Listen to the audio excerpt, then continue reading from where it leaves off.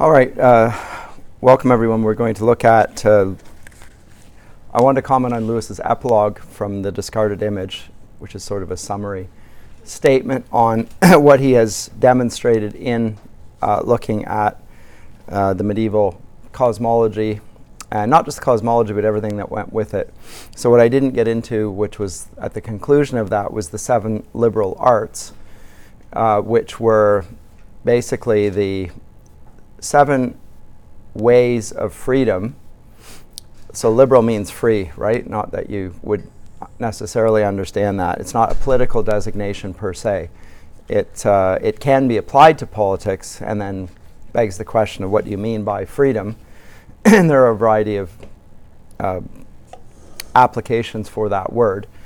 But here it's the arts and arts in the sense of ways of knowing, and there are 7 of them basically, and the 7 are grammar, logic, sometimes called dialectic, and rhetoric. Those 3 are called the trivium, and they're related to the word. How words help us to know things, and there are ways of using our words that are knowledgeable and useful. So, and some of them are, I think those 3 are more or less self-explanatory. They're subjects unto themselves. You can study grammar. You can study logic. We do logic here at Tyndale in the philosophy department. We don't do rhetoric, actually, as a discrete subject. But rhetoric is building on the grammar and the logic and applying it in order to be persuasive. And obviously you can't be persuasive if you can't use a grammatically correct sentence and you don't understand the laws of logic. Or at least that's the assumption. So there's a sort of a stages there. And in modern classical education, a lot of reference to the trivium. The quadrivium is somewhat related to the other, except these are all dependent on number. So the trivium is related to word or language, the quadrivium to number. And number can be understood in various ways. One of them is the obvious one of arithmetic, which is the science of number.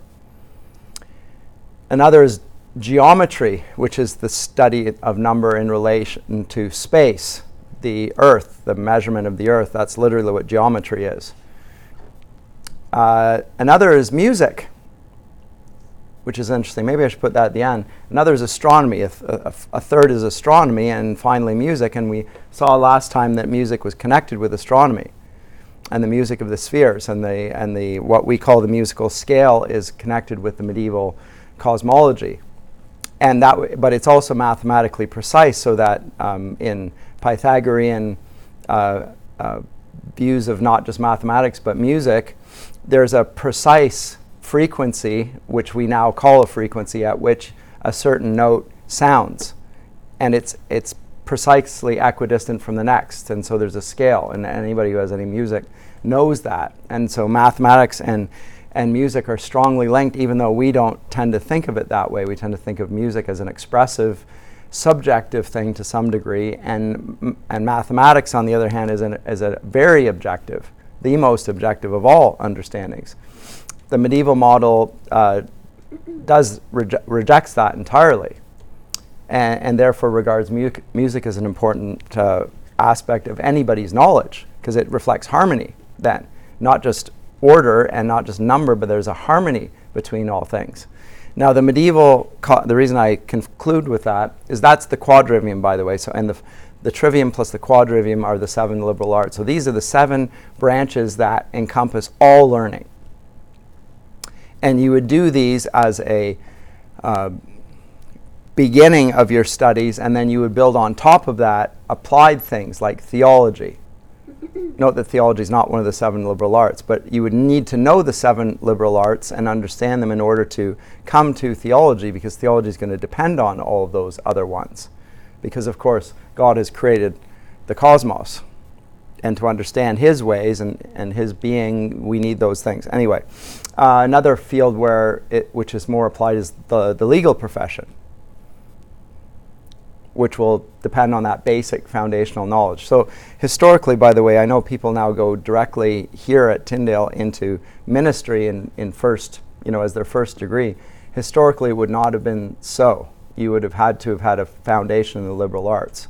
I'm not talking about a bachelor's degree, but in your, what we now call high school, you would have had a complete grounding in languages and all of these things before you move on to theological study. So you really need that foundation first in order to deal with that properly. But that's taking me away from what he said here.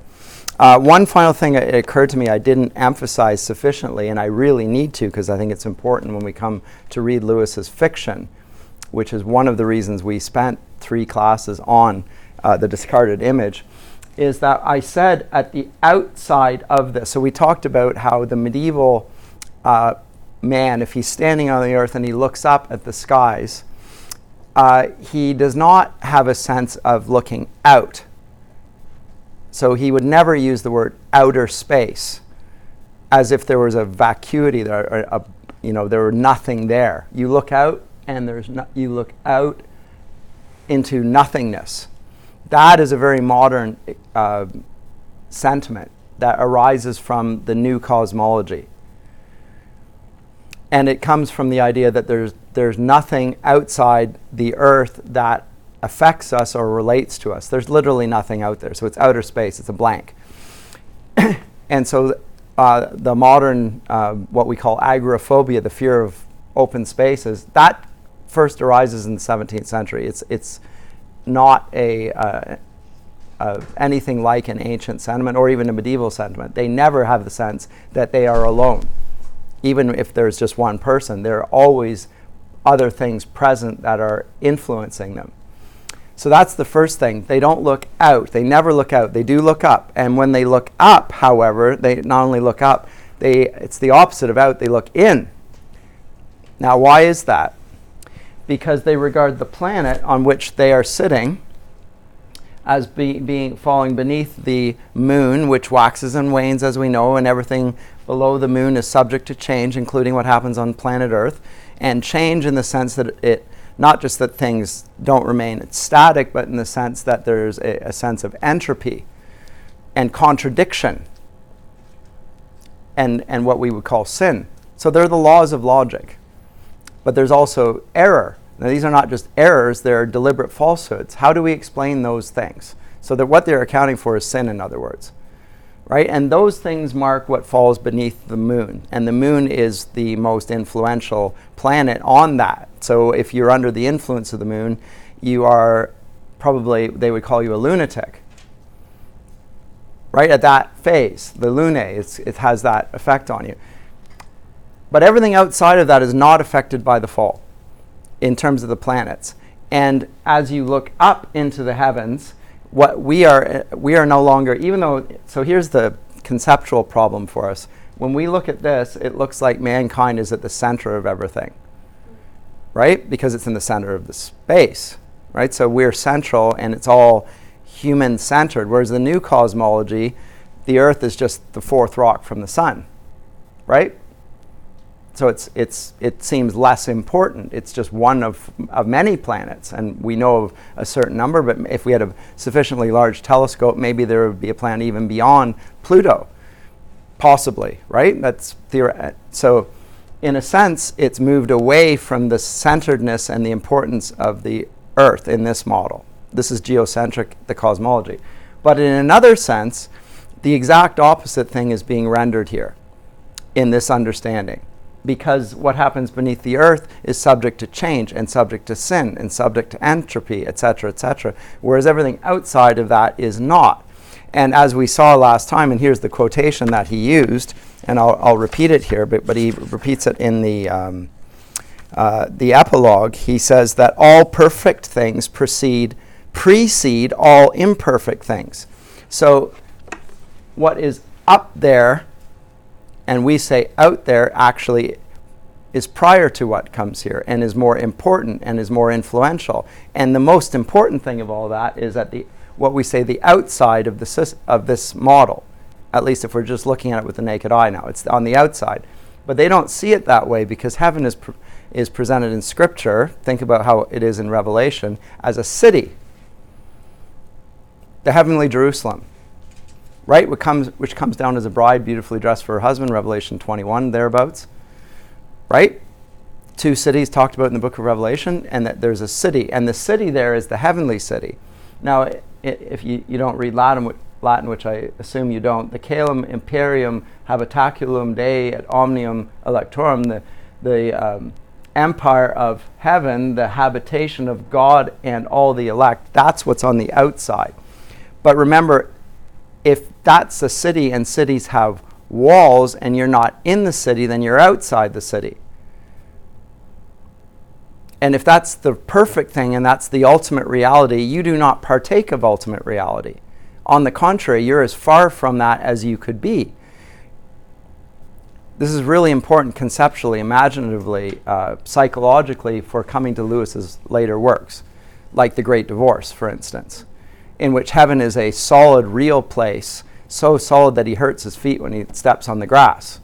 And it goes against his imaginative and psychological framework that heaven is going to be the way Dante portrayed it, as an ethereal place in which there's no physicality and there's no substance, and to some degree it's more imaginative than real, but really the point is real. Heaven's not a real place. It's an imaginative concept. You could come away with it. That's not what the medieval mind comes away with. He thinks that heaven is a place where we ought to be, and it is the place to be, and we are outside of it, and we're on the outside looking in. So in the Narnia Chronicles, at the end, in the last battle, when Aslan calls them, and he says, "Come on, children, further up and further in, now you get it." It's going into that place. It's not going out there. You're not flying into space. You're being drawn into the center of reality. That's what he's imagining. He has this in his mind. And I did not make that sufficiently clear last time in what I said. I just didn't get to it. But I need to make that clear because it really, now the Great Divorce, you have a sort of sense of why he's portraying heaven the way he is. You could come to it theologically as well, because God is called, chavod. He's heavy, he's solid, he's real, and human life is hevel. It's like vanity. It's a puff of wind. It changes and it's gone. All flesh is like grass, etc. Right? But those two comport together. So their notion of heaven is not that it's an insubstantial, unreal place, doesn't exist. It's something that we fancy might exist, but rather the absolute exact contrary. And their view comports what Lewis says here, and we're going to get to this in De Scriptione Temporum, is that Christian view fits more the pagan classical view than anything else, because they also regarded human life as mutable. You don't trust the appearances. You don't trust your eyes. You have to dig deeper. You have to look at the forms of things in their essence. You don't just simply look at the world around you and judge on the basis of physical characteristics. These are deceptive. The skeptics make that abundantly clear. It's a hallmark of their philosophy. But all of the philosophers say you have to look more deeply and not just give a surface description, use empirical methodology of observation. That's not the basis of philosophy. That might be the basis of modern science, but it has its effects following modern science. And that's what this whole first 4-5 courses is trying to demonstrate, is how profound that shift is in many of Lewis's works. So let me read the conclusion or the epilogue here. He says that, this is over on 218, but he says that things are easily mistaken in the physical sciences now. The mathematics are now the nearest to the reality we can get. Right? And everybody thinks that if you really want to study reality in its nature, you will do theoretical mathematics or theoretical physics, right? Which is really just mathematics. It's numbers on a board.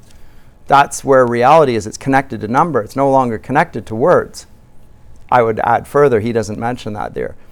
But So anybody who deals with the realm of the trivium, like what I'm doing in literature, they would say, well, this is all just subjective, because the real reality is related to number. Anyway, but he says the mathematics are now the nearest to reality we can get. Anything imaginable, even anything that can be manipulated by ordinary, that is non-mathematical conceptions, far from being a further truth to which mathematics were the avenue, is now regarded as a mere analogy, a concession to our weakness. So sure, we can use language if we want to be inaccurate or just want to come up with nice... This is children's talk. If we want to get to real talk about reality, we're going to have to speak in the language of mathematics. That's the modern viewpoint. Now, the problem with it, which he will mention, and which I have noted, and which other writers have noted as well, is the problem of translation. How do you translate mathematical findings, the language of mathematics, into the language of words? Because the realm of politics and ethics and social interaction remains words. How do you do that? Are we going to trust that those who have mathematical knowledge, they speak the language of math, are also those who should be directing everyone who's not capable of speaking that language merely because they have the capacity for thinking that way? Because that's effectively what has happened. The scientists, it will say, science says, and then if science says it, then we obey. That's the implication. So science has proved that climate change, science has proved that you fill in the blank, and then the expectation is, then we better do it, because it's about reality, and that's speaking truth, whereas everything else, including language, is mere subjectivism. Right? So that, I get a sense, when he's talking about the abolition of man, he is implying these things, and sometimes he's outright stating them. He then goes on to say the most spectacular differences between the medieval model and our own concern astronomy and biology. Now, biology is not one of these 7 liberal arts. The field doesn't exist. It's the term. It's not a field of study. But biology was connected with what I talked about, the humors and the notion of human nature. So on human nature is what he means there. And human nature is implicated with all 7. And astronomy. So astronomy, I think we've just teased that out. And the imaginative effect of that, the biological one I'll come to in a second, but it's one that he repeats elsewhere. But I like this comment that he makes.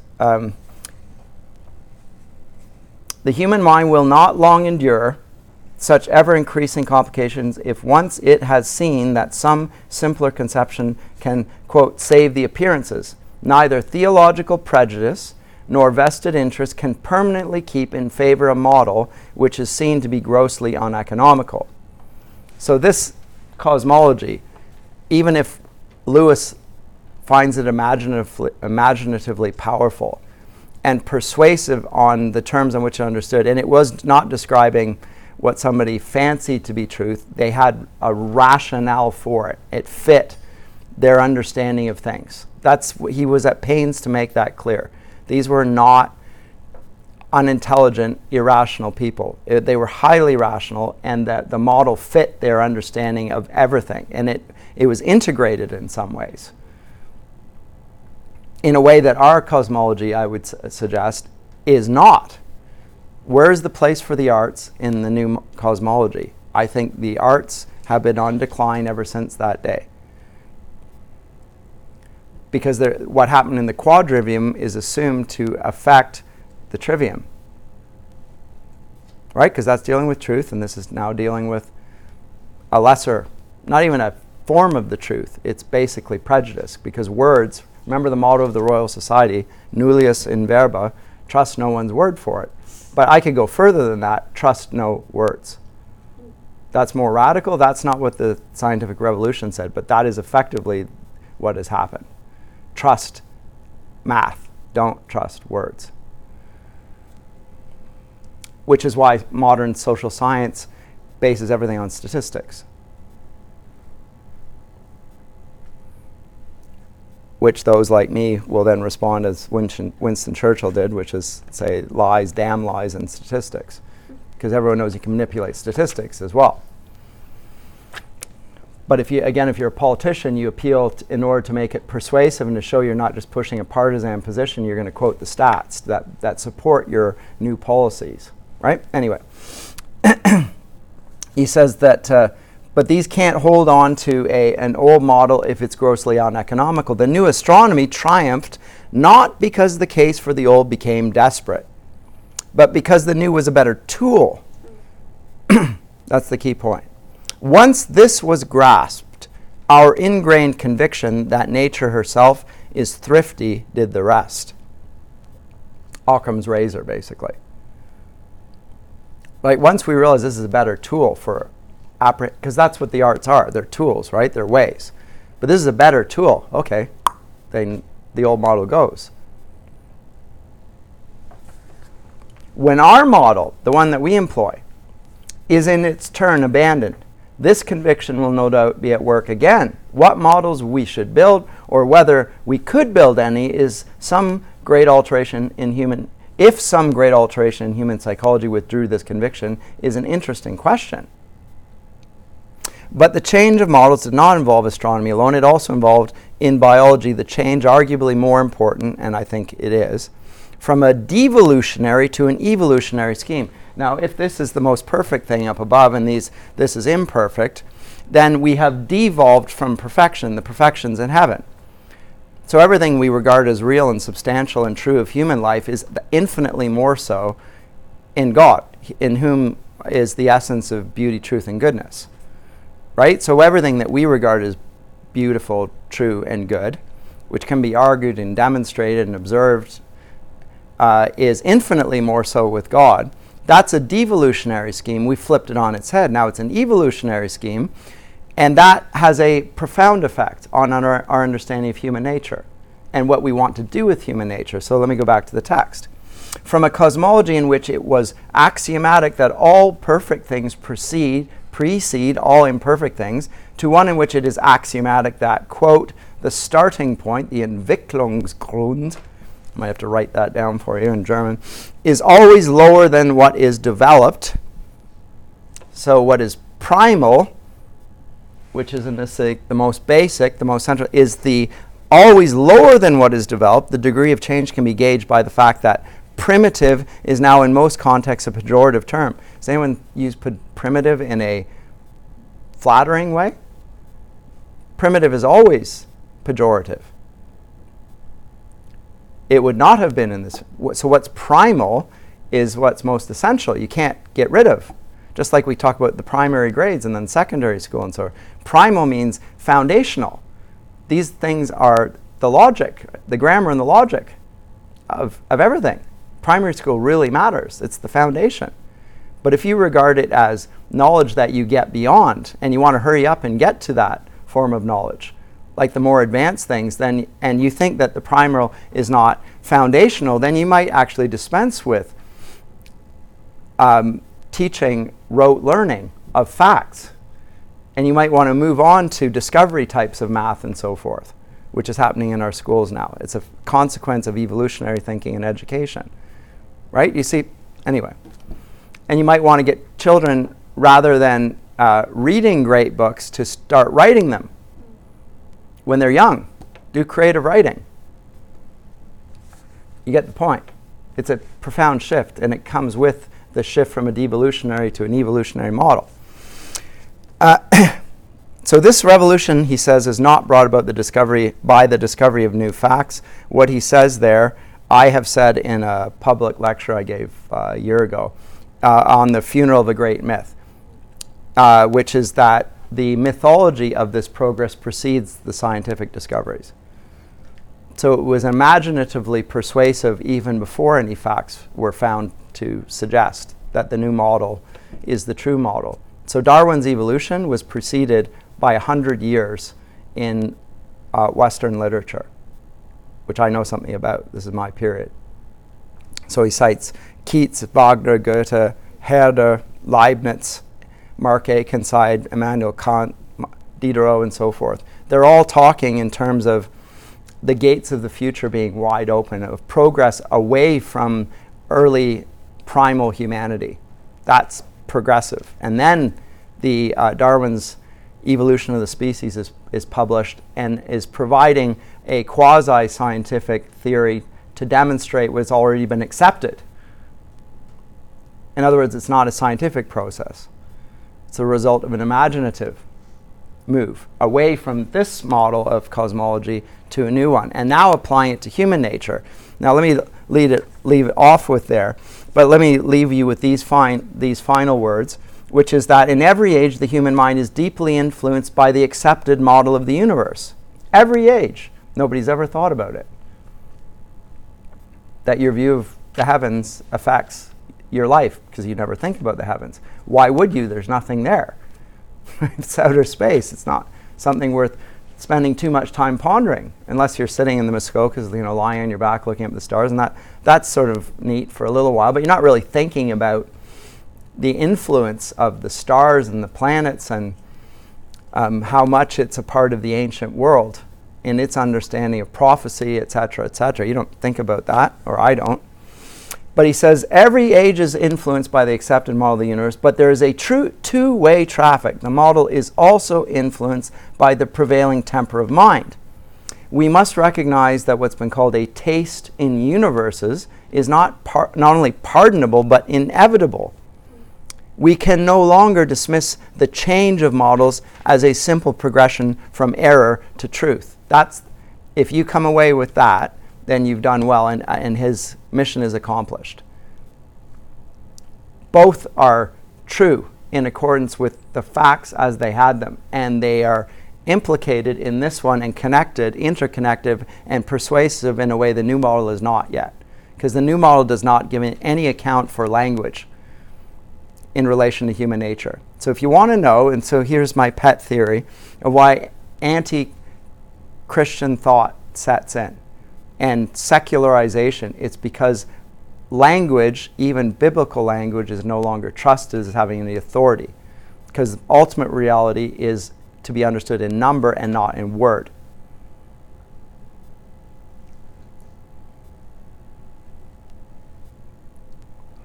So this shift is profound. We'll come to that. It's my theory. It's actually my explanation. But all theories, if they have any power, have explanatory power. So it's not just the arts and the humanities that get downgraded, and philosophy with it, by the way, and poetry, but also theology, because it appeals to words, and that's a lower court. It's almost a naive way of looking at things. That's what my scientist friends seem to think. By the way, the biologists have the hardest time accepting the Bible as the Word of God. As you move to the more scientific of the sciences, i.e. physics and theoretical physics, you'll find a lot of Christians in their presence.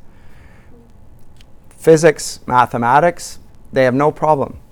But when you get down into chemistry, more difficult, and it varies on the type of chemistry, organic or inorganic. If it's inorganic, then also no problem. Organic, it's moving closer to biology. As soon as you get close to biology, then the Darwinist evolutionary model takes over. And you get into psychology, which is a branch of biology now, and likewise is very hard because it's conceptually difficult. It doesn't fit into the new model. But he says, each reflects the prevalent psychology of an age almost as much as it reflects the state of that age's knowledge. And that's his important point. The psychological effect. And this is why he goes to writing fiction himself. Because he realizes the profound effect of story on people. And he needs to construct fiction that will take account of all of the evidence and not simply that of modern science in which the scientists are the heroes, etc. Modern science fiction in particular. So he'll write his sci-fi trilogy as a response to the atheistic premises of modern science fiction. Comments or questions? And I'm going to move on to his inaugural lecture. That one out. helpfully at the right time. I will just blank that so I don't have a blue screen behind me. Yes, Lindsay.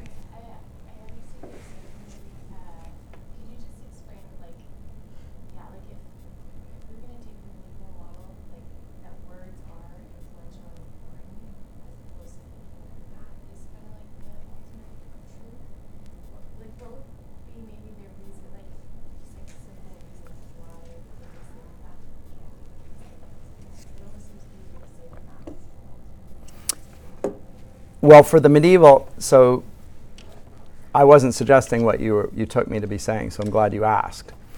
I wasn't saying that the words have a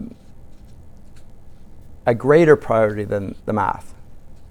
I said that they're one of the ways and they must be understood as such. So one of the things about logic, as you know, which is one of the word arts, is that it is very precise. Very much so. And it does not allow for things like the law of non-contradiction, which many of the modern humanities do. So this is another thing. When the great divorce of the arts and the sciences takes place, there's a movement towards what we now call postmodernism, because there's no longer what your words have to be tethered to what is logical. And think about the word logos in Greek, which means word, but also has connotations of logical. It can be, truth and falsehood is demonstrable, and it cannot be rejected, the demonstration, without contradicting the possibility of knowledge. Right? If you reject the laws of logic, then thinking is impossible. And that goes even with mathematics, actually. Mathematics, even though they're using numbers, they assume the laws of logic. They must. Right? So these are, you might say it begins in language, but think about the scientists who use mathematics. Did they not start with language? So you need both. And it seems to me that the modern academy, in its leaning towards the priority or even the better form of truth of number, has failed to account of how words must have truth content to them in order for us to be able to even engage with the number. Because we're not brains in vats, we're not calculating machines. Right? But modern conceptions of human nature suggest things to that degree as well. And so people are afraid that AI is going to outstrip human beings because they're better calculating machines. And we can even teach them language, etc., and so forth, allegedly. So no, I'm not saying that we need to look at words and trust in words and discount mathematics. I'm saying that the utter dominance of mathematics that relegates words to subjective untruth is an untruth itself. This is one of the myths, the great myths. So this is why I approve of my colleagues in philosophy teaching logic as an essential aspect of the philosophy degree. More people need to take logic in the academy in general. It would right many wrongs. Look, you can't write binary code without it, which is ones and zeros, right? Binary code, I would say, is written into the whole fabric of creation. Right in Genesis, there are dualities. The binary, contemporary literary theory, in gender theory and so forth, they want the phrase that they use is to deconstruct the binary. The idea that male and female are creation norms and that they're somehow complementary opposites, that there's a binary there, they want to deconstruct that. Well, that's going after the logic of creation to some degree. Anyway, that gets me off my topic here, but is that helpful at all? I'm glad you asked, because I didn't want to be misunderstood on that. So the text we are supposed to be looking at today, which will fit right neatly into this, I hope you find, De Descriptione Temporum. This is his inaugural lecture when he was installed as the chair of medieval and Renaissance literature at Cambridge University. This is 1954. In terms of a little backstory here, Lewis for years was allied with J.R.R. Tolkien within the new English faculty there, and there was a sort of a war within this English faculty about how the discipline ought to be arranged. Lewis and Tolkien were on the side of the language. They thought that what was earliest was the perfect thing from which later things evolved. It was a devolutionary model to some degree. They don't use that phrase. That's me just trying to explain. There's a sense of what the roots of the present are found in the past, and therefore etymology matters, the meaning of the words. That whether it's a Latin root or a Greek root or an Anglo-Saxon root, the root meaning of words they thought was part of its reality and part of the power of the language. So you don't just use words willy-nilly. You have to be very careful about your words and precise, because when you use words, you are actually taking hold of reality in some way. And a tool, every word's a tool.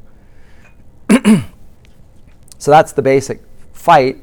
And Lewis was unpopular because he was allied with a very unfashionable view. And furthermore, his public work as a Christian apologist was embarrassing to his contemporaries. He's being a little bit too public and a little bit too popular. He's stepping outside the academy. They didn't like it. They still don't like it. Because academics are an envious lot. Just like all other people. They don't just simply have their views and are willing to disagree and agree to disagree. There's pride that goes with it. Bright people are very proud.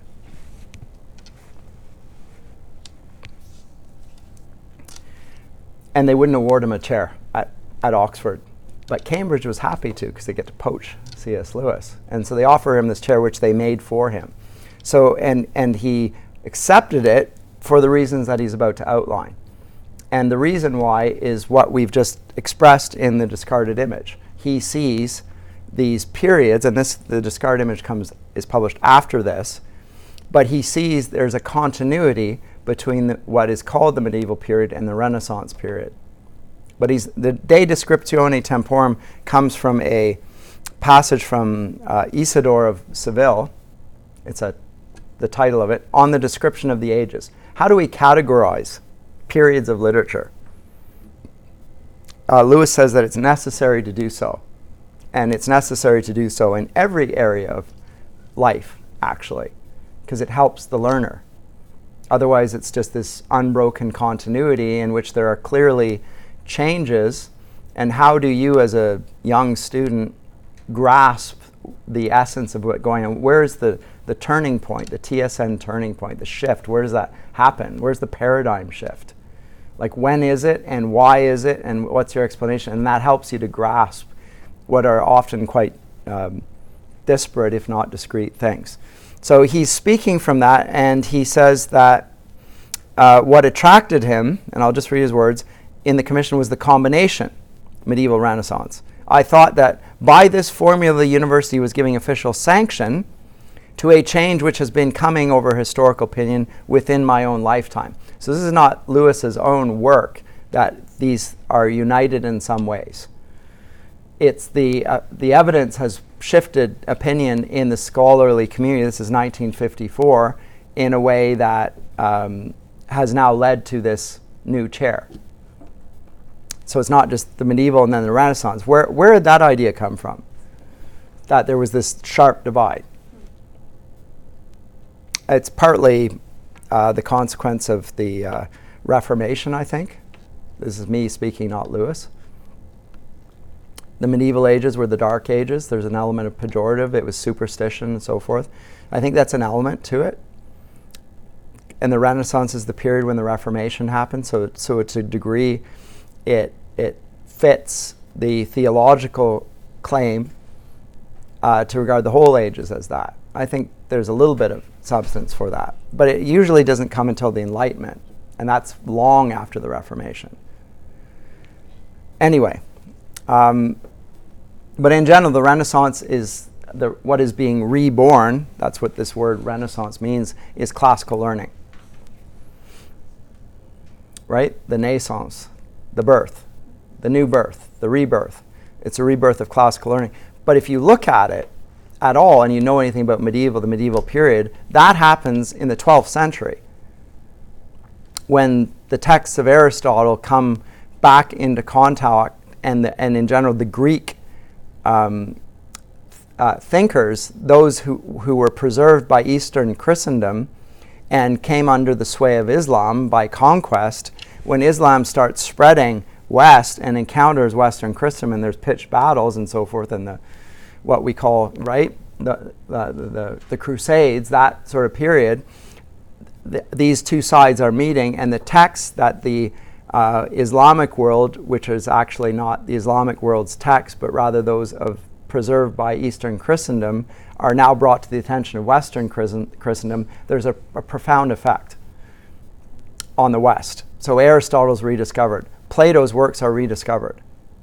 Remember I said that Plato, the only work by Plato that was well known and read was the Timaeus. All the others were preserved in the East.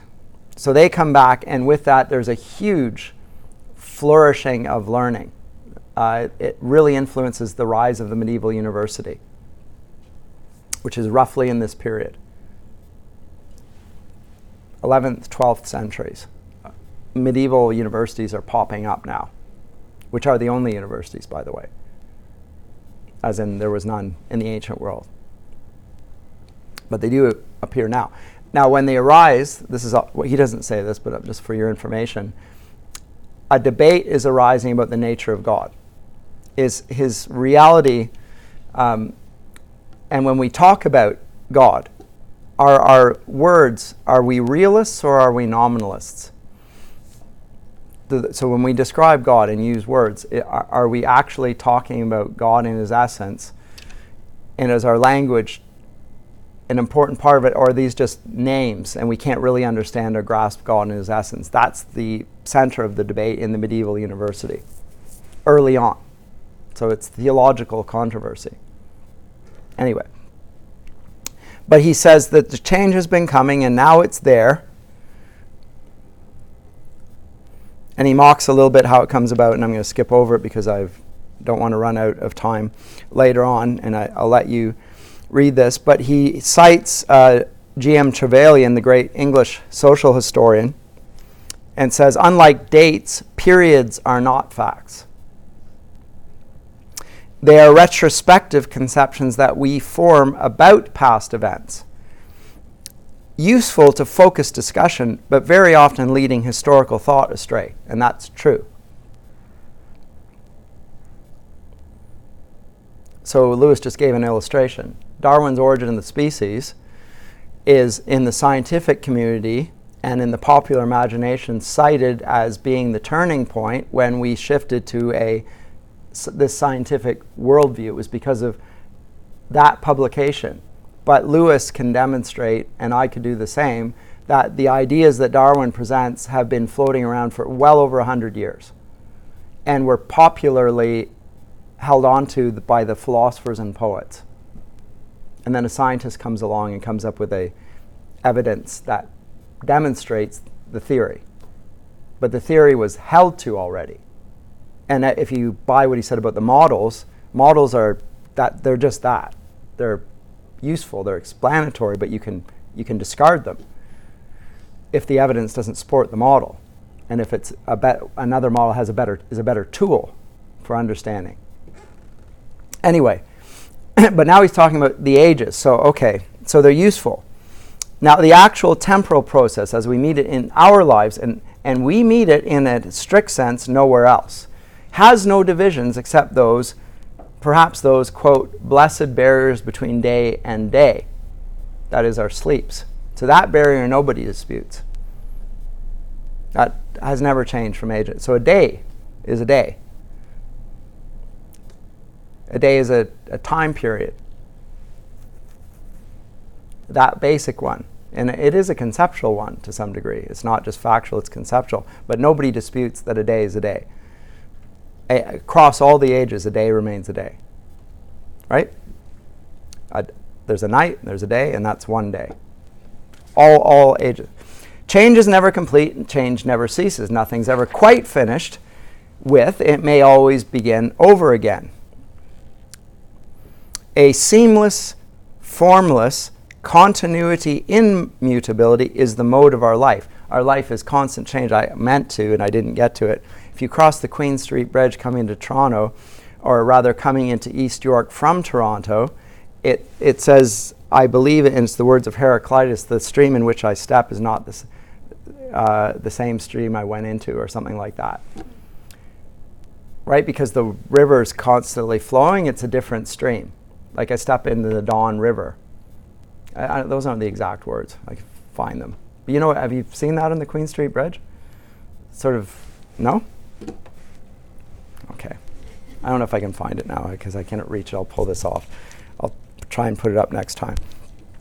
But this thing that things are constantly in flux, constant change, in a state of becoming. That's part of human experience. But unhappily, he says, we cannot, as historians, dispense with periods. We cannot use, for literary history, the technique of Mrs. Woolf's The Waves. Now, this is a modern author, Virginia Woolf, and she writes in stream of consciousness. Do you know what stream of consciousness is as a form of writing? It's you write a little thought and then you put a hyphen in it, and then it's disjointed thoughts, connected by hyphens. That is the punctuation. There's a discrete thought, and then there's another thought, and then there's another thought, and there's another thought. And paragraphing sentences don't exist. It's just the thought connected by other hyphens. There's no subordination of thoughts, so they don't use what we call clauses, a subordinate clause. He did this because. So there's a main clause and a subclause. That suggests a hierarchy, that the subclause is dependent on the main clause. She doesn't use that. She uses hyphens. So the sense of causality dissipates in that. Some people write their thoughts in that form, or sing songs in that form. It's orderless. It's chaotic.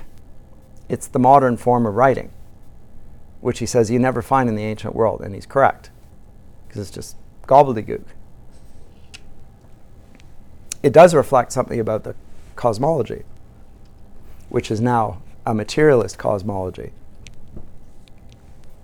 in which there's no order or template or scheme or purpose or meaning. Anyway, but he says this, and he says it as a concession. All divisions will falsify our material to some extent. The best one can hope is to choose those which will falsify it the least. I think this is helpful. But note, this is a man speaking of in language. But you will find that even theoretical physicists will say exactly the same thing, which is precisely why they do their experiments. We have a model, and we have a hypothesis, and I'm going to try and demonstrate it. And based on what I find, I'm going to take what is called science provisionally and maybe have to overthrow the old model. So like go from the Newton's view of physics to Einstein's. And then more, and they're both science. Genuinely, they thought this is the true model, but it is provisional. So all divisions to some degree falsify, in the sense that we are not perfect beings, unless we're so moved by our own model that we think that we are perfect and everything that came before isn't, in which case we're spectacularly complacent. And no scientist really thinks that way, other than Richard Dawkins. Contempt, condescension for everyone other than the biologist. Anyway, he says, okay, but because we must divide, to reduce the emphasis on any one traditional division must in the long run mean an increase of emphasis on some other division. And this, or rather that is the subject I want to discuss. If we do not put the great divide between the Middle Ages and the Renaissance, where should we put it? And in reality, there is no great divide. But if we're going to put one, because we need to put one, where will it lie? So, that's about what he discusses. So, let me go through this then. And I will note this before he goes on. I think this is quite helpful. He says, I'm a desperate skeptic about a philosophy of history. He's repeatedly disputing implicitly or explicitly the Whig story of history. I can't pull this off. I need this whiteboard.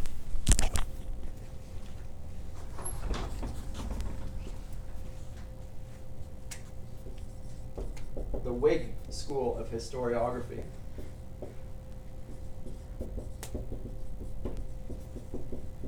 Which is the story that is told in not just history, but in anthropology. And also in biology. And also in archaeology. Which is the movement from imperfection, primal, brute nature, towards increasing perfection. And it's the explanation for history as it is told by a certain school of historiography, the evolutionary school. And you might want to almost put in the evolutionary. But it's why we are superior to those of the past, which we assume that we are. Why do we assume it? Because the cosmology pushes us that way. It has a psychological, it comports with our view of life. When I say our ages, I don't agree with it. So I should exclude myself from the we, but I am part of my age, so I'll say the we. I don't think we do live in a more civilized world than those of past ages. I think our medicine is better. And our technology is better to some degree, but there are trade-offs there even. We'll come to that. That's his killer point at the end. But he says he's a skeptic about philosophies of history, and by this he's probably thinking of Hegel. So there's something that's laid down, a thesis, and then something comes along that contradicts that. There's an antithesis, and then from the clash of those two things, there's a synthesis, and it moves upwards. And then the next thing comes along to that synthesis, that point of agreement that disagrees with it. Eventually they clash strongly enough, and then they will agree on the common ground, and so on. That's how he explains history. That's Hegel's view of history, which dominates the academy to this day, early 19th century. And you will see it in religious studies as well. You'll see it in every subject. The assumption that what is latest is best. But he says he's a skeptic about this. He says, I know nothing of the future, not even whether there will be any future. I don't know whether past history has been necessary or contingent. I don't know whether the human age, whether the human tragicomedy is now in Act 1 or Act 5, whether our present disorders are those of infancy or of old age. So on this, I put in my notes here, the two tendencies of progressivism. On the one hand, it's wildly utopian. So it says that things are getting better and better, and we live in the best age ever. And you can point statistics at which will demonstrate how much superior our life was to those of ages past. So it has that feature, always. On the other hand, it's because it disavows continuity with the past, it's also apocalyptic and comes up with doomsday scenarios. It's done that since the French Revolution, by the way, in which eschatological trauma is just on the doorstep. So the French Revolution was accompanied by a religious extremism, people believing that the world was about to end. Same thing happened in Y2K. The exact same thing. Same thing happening now with climate change. Are these things totally contradictory? Yes. But do they always appear with progressivism? Yes. Tendency towards total idealism that life is much better if we just change the status quo and move beyond all prejudice, right? Because we got to get rid of prejudice. If we move beyond that, things will be better. On the other hand, there's this sense of imminent doom, which we're about to fall into. Anthropocentric global warming, whatever. Cataclysmic, human tragedy. Summer movies wouldn't be without it. There couldn't be any aliens invading and destroying the earth or, whatever. Those are always there. But he says, I'm not there to speak to that issue. I just want to note some things. Where is the great division? The first division that naturally occurs is between antiquity and the Dark Ages. Note that antiquity and the Dark Ages, that's an interesting description there. He doesn't say paganism and Christianity, he says antiquity and the Dark Ages. the fall of the empire, the barbarian invasions, the christening of Europe. And of course, no possible revolution in historical thought will ever make this anything less than a massive and multiple change. Do not imagine that I mean to belittle it. And Edward Gibbon in the 18th century, the decline and fall of the Roman Empire, he makes it strongly, so he's appealing to Gibbon here. That's who he's mentioning by the name of Gibbon. But three things have happened since Gibbon's time, which he thinks, that is, Lewis makes it a shade less catastrophic for us than it was for him. And the first is that the partial loss of ancient learning and its recovery at the Renaissance were for him both unique events. This had never happened before. And the recovery of learning in the Renaissance had never happened before. There had never been such a catastrophic loss of learning. There had never been such an extraordinary recovery of learning. So the Dark Ages were as black as night. There's nothing good in them. Pure barbarism.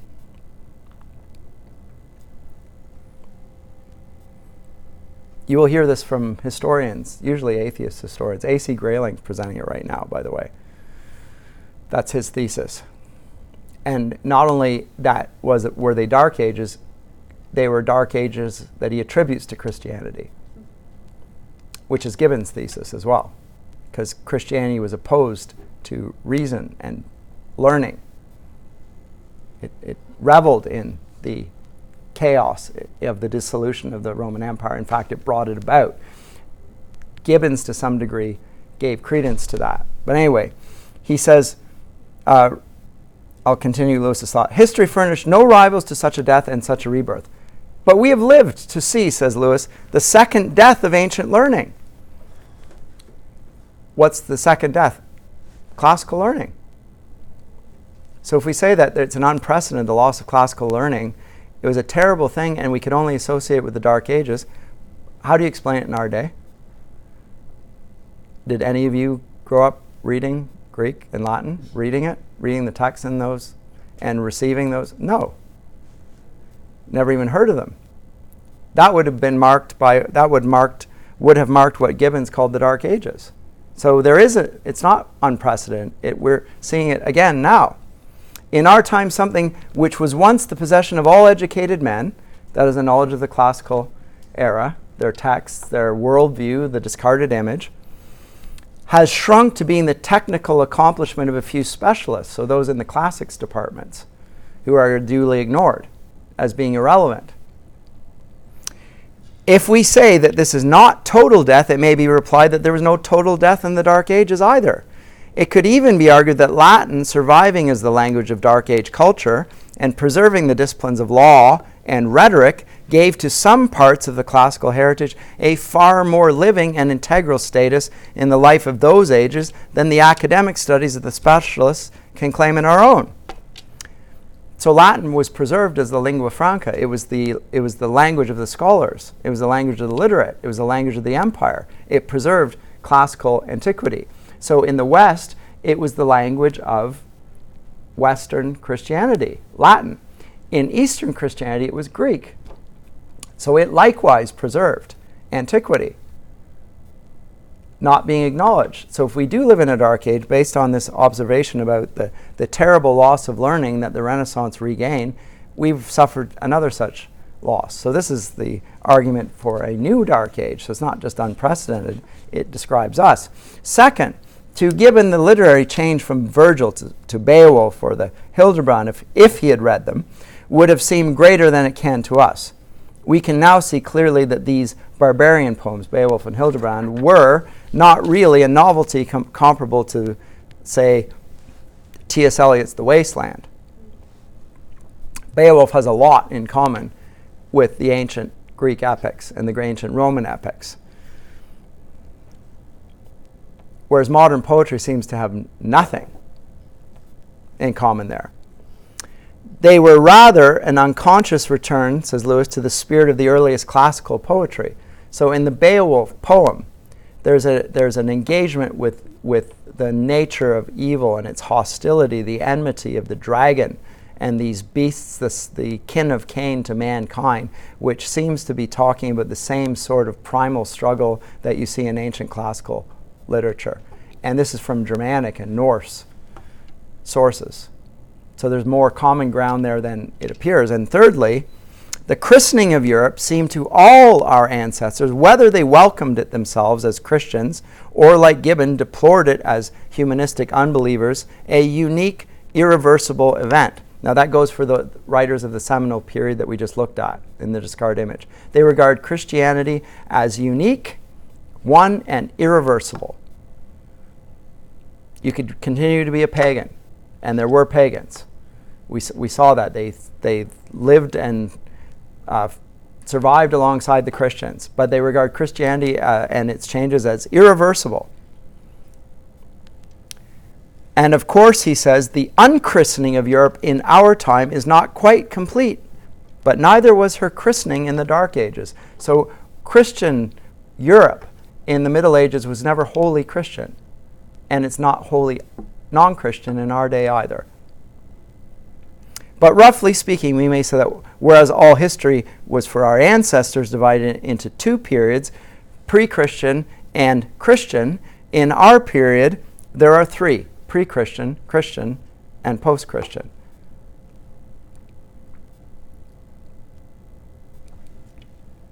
And he says, this is a momentous difference. And I'm not here considering either the christening or the unchristening from a theological point of view. I'm considering them simply as cultural changes. And when I do that, it appears to me that the second change from Christian to post-Christian is even more radical than the first. More radical. Because the pagan and the Christian had strong commonalities, and we saw it in our very first book, The Abolition of Man. What did they assume about education and about human nature? And the need for the chest to be developed is the central feature of education. Look at in the Odyssey what Mentor does with little Odysseus, who's grown up without a father. And now Mentor appears on the scenes. And he teaches him by his example how he should act and how he should live. He's providing a role model. All ancient education and medieval education would have followed the same paradigm that Jesus did. Did Jesus teach people in a classroom, or did the men follow him around for 3 years? They saw it, they heard what he said, they watched what he did, and they did it. There was a role model there. That's the model of all education. Paul said the same thing. Don't just follow my teaching, follow my life. Right? So that holds. So that is, even though there's a huge shift from pre-Christian to Christian, there's a lot more commonality, whereas the post-Christian, he says, Christians and pagans had much more in common with each other than either has with a post-Christian. The gap between those who worship different gods is not so wide as between those who worship and those who do not. The pagan and Christian ages alike are ages of what Pausanias would call dromenon, and this is a great illustration, and his whole Narnia Chronicles and Tolkien's Lord of the Rings is dependent on what he notes here. The externalized and enacted idea. So the sacrifice, the importance of sacrifice, the games and the importance placed upon them, the triumph, the ritual drama, the mass, the tournament, the mask, the pageant, the epithalamium. So there's related to a wedding, there are certain processions and solemnities associated with. There's something of cosmic significance happening here. We need a special type of poetry to celebrate that. This is not just an ordinary event where two people shack up and they consider themselves married. No, this is a point in life which is being marked as of having huge transformative significance for the people. The triumph, the drama, the epithalamium, and with them, ritual and symbolic costumes. Crowns, coronets, judges' robes, knights' spurs, heralds' tabards, coat, armor, priestly vestments, religious habit for every rank, trade, or occasion, its visible sign. So visible signs all over the place. These are signs that we shared much in common with the pagans, we being Christians. So the theological doctrine was worked out all over the place. Rank, distinction, and the importance in them.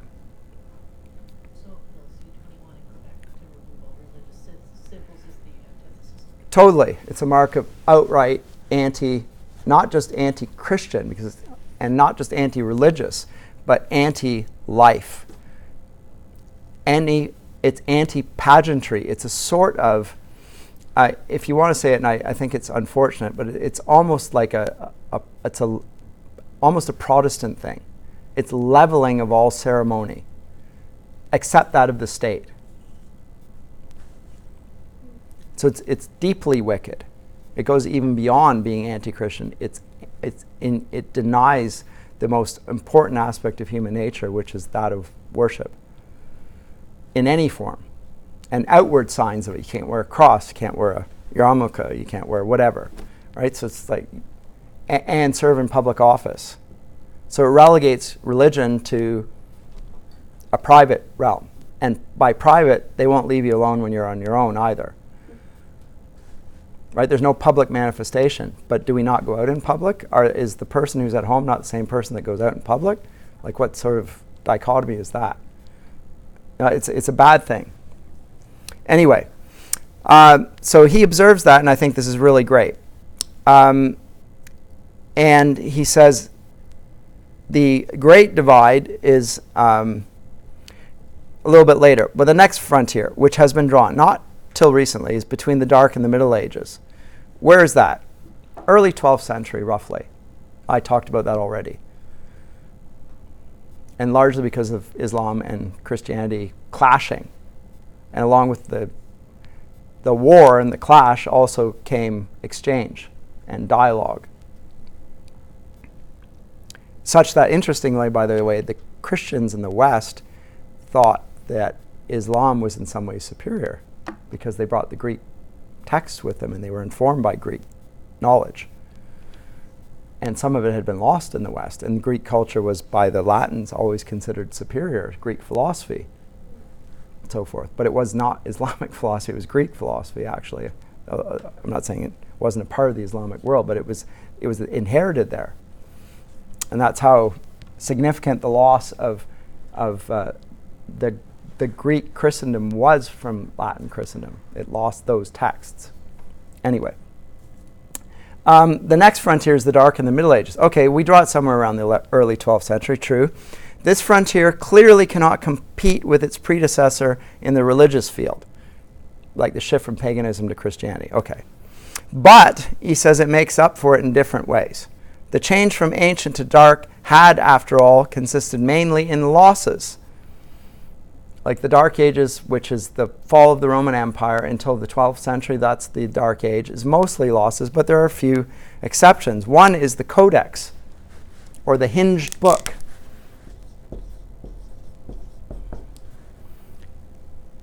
Which allows learning on a scale with importance almost equivalent, if not more significant than the printing press, which allows for distribution. But the Codex allows for deep learning.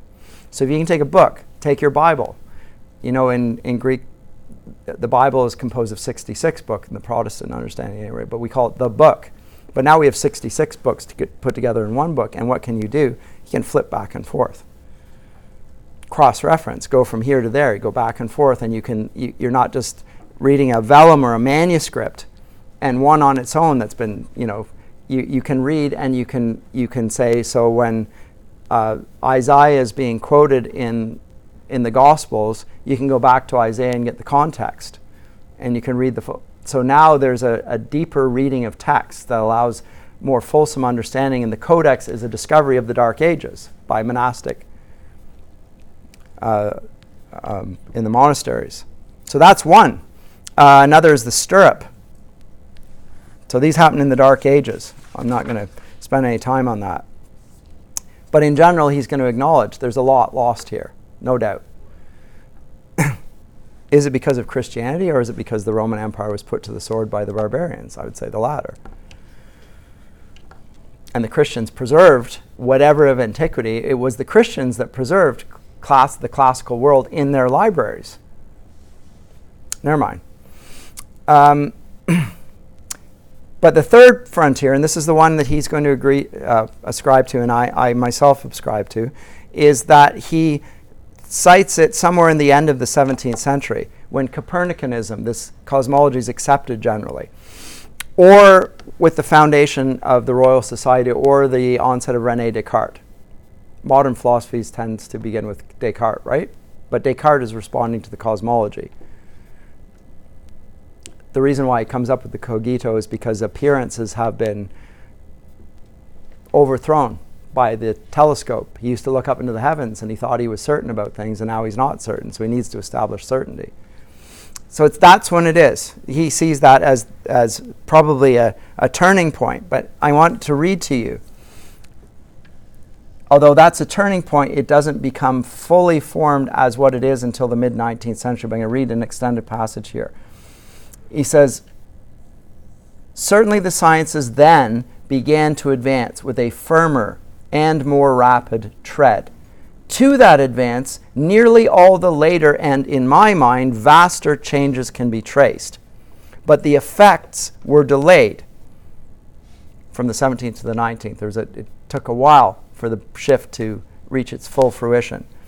The sciences long remained like a lion cub whose gambols delighted its master in private. It had not yet tasted man's blood. All through the 18th century, the tone of the common mind remained ethical, rhetorical, juristic, rather than scientific, so that Dr. Johnson could truly say the knowledge of external nature and the sciences which that knowledge requires or includes are not the great or the frequent business of the human mind. In other words, he's asserting that the word still dominates over number. And sciences, yeah, there's a few people that do this as a hobby. But the business of man is man, as Pope said. Presume not to God scan, the business of mankind is man. Johnson, that's an 18th century sentiment. After scientific revolution has happened. All of that true. And it's easy to see why. Science was not the business of man because man had not yet become the business of science. It dealt chiefly with the inanimate. Early science, in the, your test tubes and so forth, in the lab. But he says it threw off a few technological byproducts. When Watt, on the other hand, makes his engine, the steam engine, when Darwin starts monkeying with the ancestry of man, and Freud with his soul, and the economists with all that is his, then indeed the lion will have got out of its cage. Its liberated presence in our midst will become one of the most important factors in everyone's daily life, but not yet, not in the 17th century, but sometime in the mid-19th century. What are the four changes that arise out of this? Because I'm going to summarize them. And he begins them in order of from the weakest to the strongest. What's the first one? It's in the political order. Governments of old used to want people to be quiet and peaceful and not involved in politics at all. Leave them alone.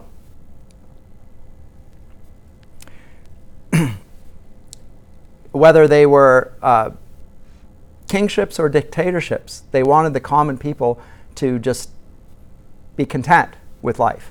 But come the modern age, there's a shift in which politicians want to energize the populace and be involved in their lives and constantly occupy their attention through the news.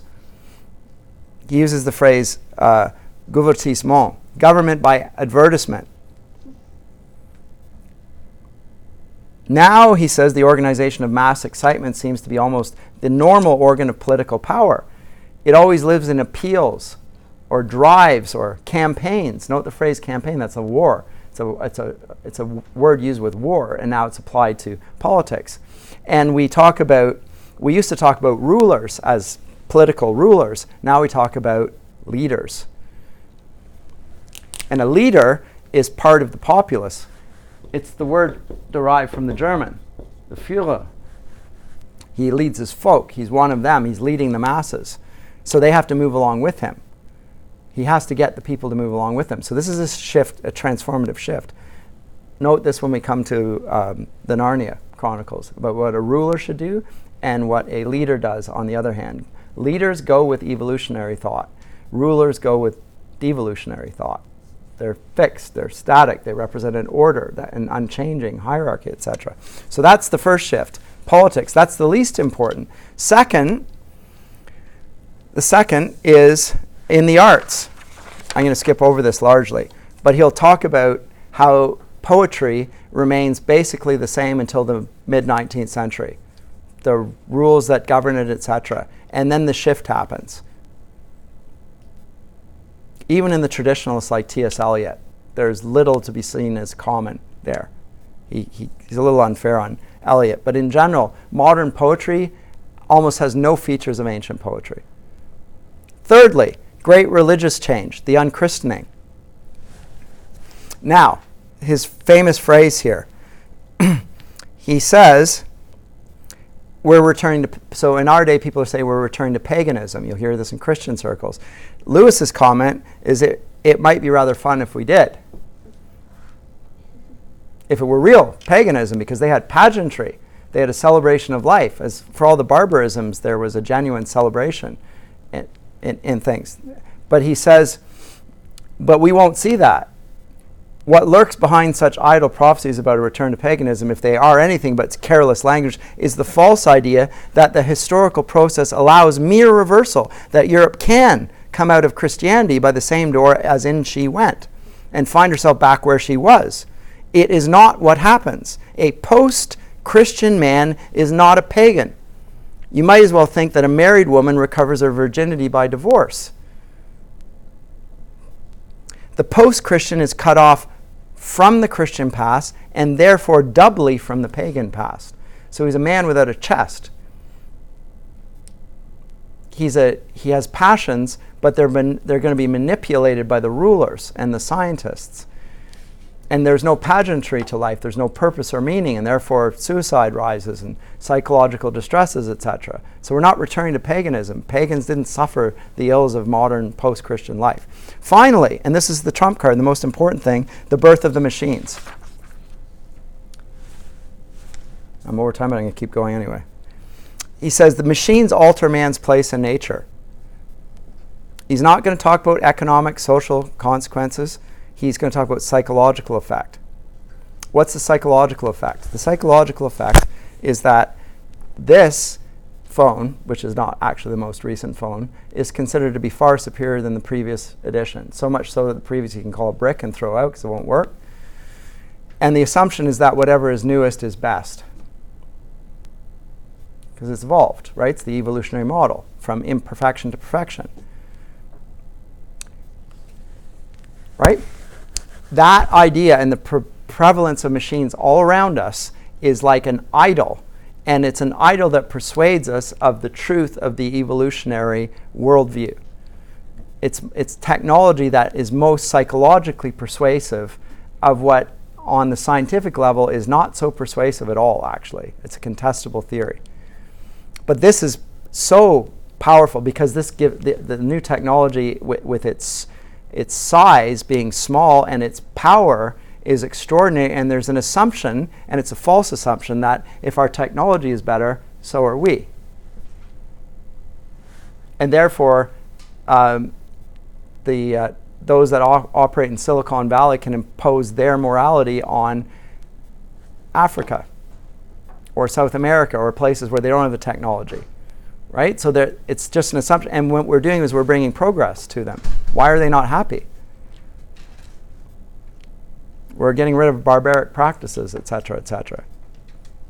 But he says that this is a huge monumental shift, and that's the biggest of all of them. But I thought that's really interesting, and you will find those ideas that are in that lecture will be found in his fiction and also as his apologetics works all over the place. I think it's really helpful. Anyway, I'll see you next class.